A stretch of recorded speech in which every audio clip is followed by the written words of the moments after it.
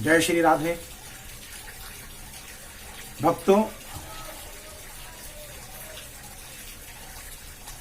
संपूर्ण पापों को धोने वाली माता गंगा है। भागीरथी भोगवती जानवे मंदाकिनी भीष्म जननी अलकनंदा गंगा त्रिपथगामिनी एतैयष्टस्मरेत नित्यं सर्वपाप प्रणाशनी दर्शनं ध्यान धरेत नित्यं सर्वमोक्ष प्रदायिनी। जिनके दर्शन और ध्यान मात्र से ही संपूर्ण मोक्ष की प्राप्ति हो जाती है, ऐसे मां श्री गंगा के माता गंगा का प्रकटीकरण कैसे हुआ? माता गंगा आखिर है कौन? और पृथ्वी पे उनको त्रिपथगामिनी कहा गया है, तो ये त्रिपथगामिनी कैसे हुई? एक कथा है, एक बार किसी कारणवश भगवान ब्रह्मा को अभिमान हुआ और अपने उस अभिमान का दमन करने के लिए, दर्प को भंग करने के लिए ब्रह्मा जी भगवान विष्णु के लोक को गए, वैकुंठ में गए। उसी समय वहां शंकर जी भी आ गए, बैल पे सवार होकर के और मंद मंद मुस्कान के साथ व्याघ्र चर्म का वस्त्र, गले में भुजंग की माला, माथे पे अर्ध चंद्रमा और हाथों में त्रिशूल पट्टिस और खटवांग धारण किए हुए और सुनहरे रंग की अपनी जटा को किए हुए भगवान भोलेनाथ वहां पधारे। और आज एक बात और खास थी कि भगवान भोलेनाथ के हाथों में एक सुमधुर वाद्य यंत्र था। भगवान भोलेनाथ ने जैसे ही वैकुंठ में प्रवेश किया तो सभी देवताओं ने उनका स्वागत किया।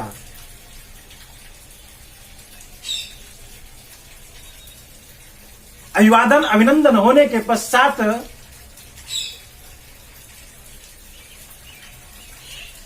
भगवान भोलेनाथ ने अपने सुमधुर स्वर में पद का गायन प्रारंभ कर दिया। और वो पद का गायन क्या हुआ? रास संबंधी पद का गायन होने लगा। भगवान श्री कृष्ण गोलोक धाम में भगवान श्री कृष्ण की प्रशंसा में हमारे भोलेनाथ ने रास संबंधी पद का गायन प्रारंभ किया। अब पद का गायन इतना सुंदर था, एक समान कंठ आलाप में अनुलोम विलोम के साथ पद भेद विराम अति सुंदर और सुमधुर आनंद के साथ उन्होंने प्रेम पूर्वक और स्वयं का निर्मित पद का गायन प्रारंभ किया। और जो संगीत भोलेनाथ ने छेड़ा है, तो क्या कहना, श्री राधे। एकदम सब लोग मंत्र मुग्ध हो गए और सब बैठ करके बिल्कुल एक टक हो करके अपने सांस लेना भी भूल गए लोग, सभी देवता लोग, और एक टक से और एक ध्यानाचित्त हो करके और हमारे उस भोलेनाथ के अर्धांगी के सुमधुर गायन को श्रवण कर रहे हैं। अब उस गायन से भगवान भोलेनाथ का सर्वांग पुलकित हो गया।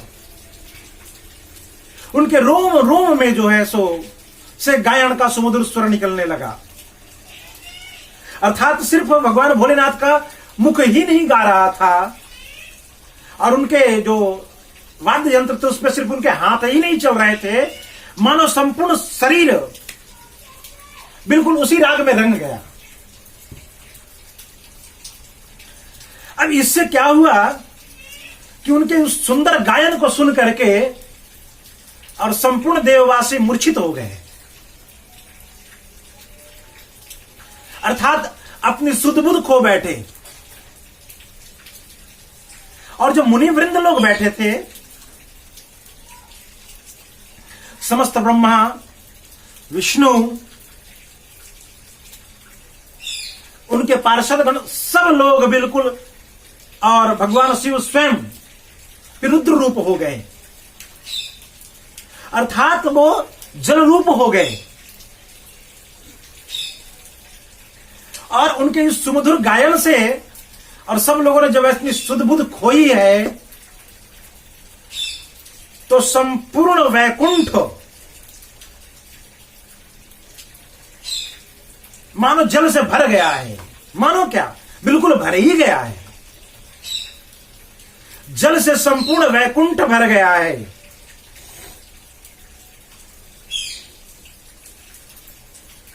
सभी देवताओं आदि की जो शरीर था वो बिल्कुल जलमग्न हो गया, सब जल ही जल हो गए, परंतु सबके चित्त की प्रवृत्ति वैसे ही पूर्ववत थी।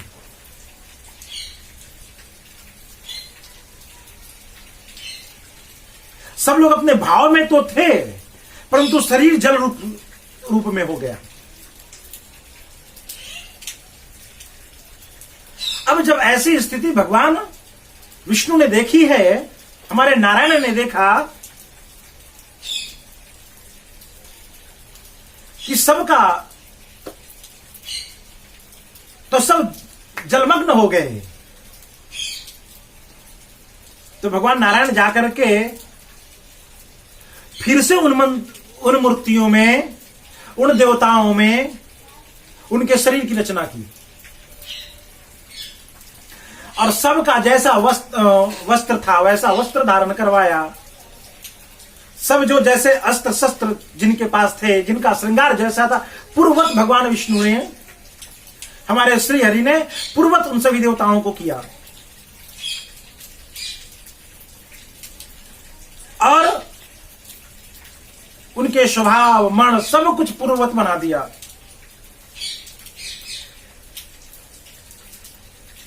और अब उस जो वैकुंठ में जल राशि भर गई, अब उस जल राशि के लिए भगवान ने एक स्थान बनाया चारों ओर, वैकुंठ के चारों ओर, और वहां पे स्वयं जल की राशि अर्थात देवों के अंग से उत्पन्न हुई देवांगा माता गंगा देवी प्रकट हुई।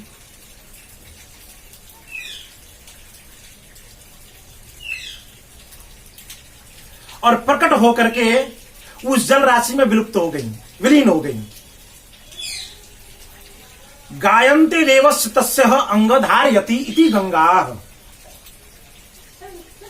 अर्थात जिन्होंने देवों के शरीर से उत्पन्न होने के कारण, देवों के अंग से उत्पन्न होने के कारण उनका नाम गंगा पड़ा। गायन्ते देवस्य तस्य अंग धारयति इति गंगा, वह गंगा सबको मोक्ष देने वाली है, सबका कल्याण करने वाली है। उनके दर्शन मात्र से लोगों का मोक्ष हो जाया करता है, उनका कल्याण हो जाया करता है और वैकुंठ धाम को प्राप्त हो जाते हैं वो। गंगा के पुण्य के विषय में क्या कहा जाए? भगवान श्री हरि कहते हैं कि हे गंगा, मैं आपके पुण्य के बारे में क्या कहूं?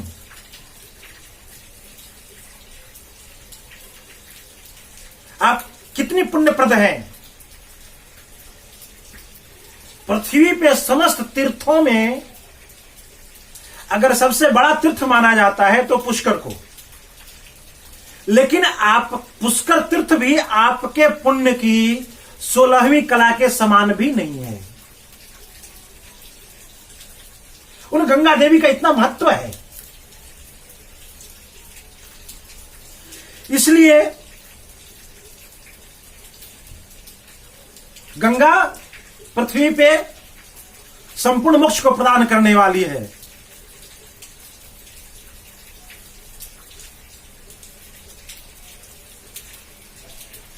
भक्तों, अब गंगा के 8 गंगा हैं। संसार में 8 गंगा हैं। अब उनका नामकरण सुने। भागीरथी, भोगवती, जाह्नवी, मंदाकिनी, भीष्म जननी, अलकनंदा, गंगा त्रिपथगामिनी। एतैष्ट स्मरेत नित्यम् सर्व पाप प्रणाशनी। दर्शनम ध्यान धरेत नित्यम् सर्व मोक्ष प्रदायनी। भागीरथी पहली, राजा भगीरथ ने लाया इनको पृथ्वी पे, इसलिए भगीरथ कहलाई, भागीरथी कहलाई। भोगवती, संपूर्ण भोगों को प्रदान करती हैं ये।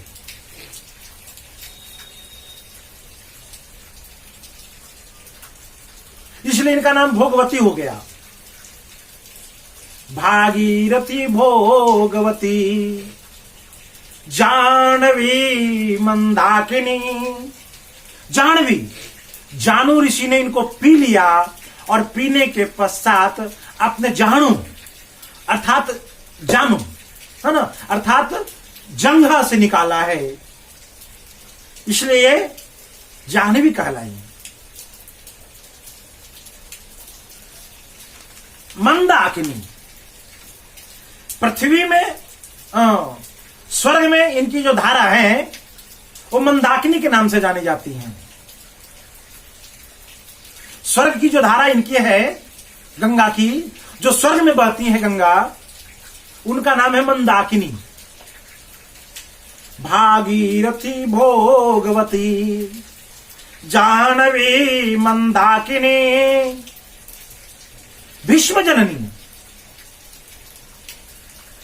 अष्ट वसुओं में जो प्रधान वसु थे द्रोण, उन्होंने इनके गर्भ से जन्म लिया भीष्म के रूप में, इसलिए इनका नाम भीष्म जननी हुआ।